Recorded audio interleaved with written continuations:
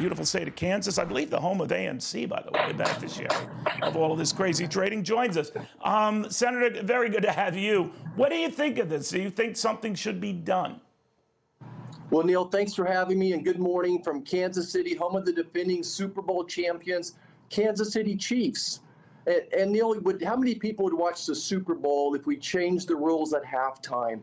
And that's what I feel like a lot of investors feel like, that everyone deserves equal opportunity to make money on Wall Street, whether you live in small town USA or a big city, whether you work on Main Street or Wall Street. We want an equal shot at this.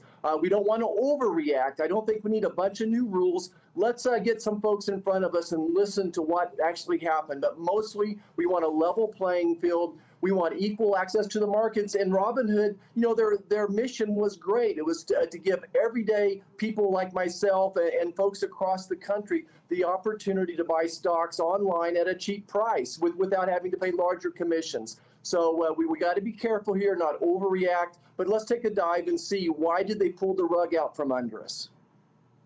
All right.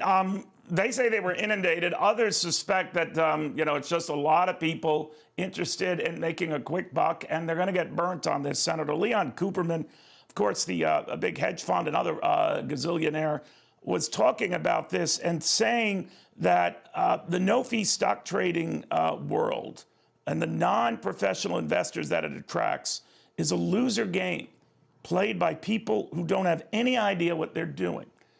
If that is the case, and that's his opinion, just his opinion, do people have the right to learn the hard way?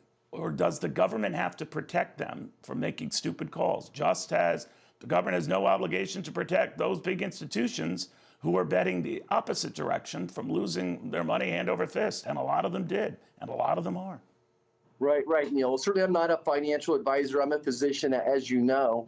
And I would caution anybody from a Fred Flintstone get-rich-quick scheme, right?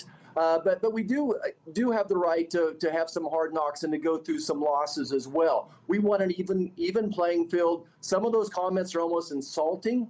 Right now, there's millions of people out of work, they're at home, and with technology, we can gather more information much easier than we used to. Now, I'm not a day trader, and I wouldn't recommend it for anybody, but I do think that there's opportunities out there, and especially with COVID going on, some of these companies have lost their market and their ability to make money because of COVID. Now with the vaccines coming in line, I think we could reach herd immunity by April if the president and our governors do their jobs. If that happens, some of these companies that have been depreciated will start appreciating again.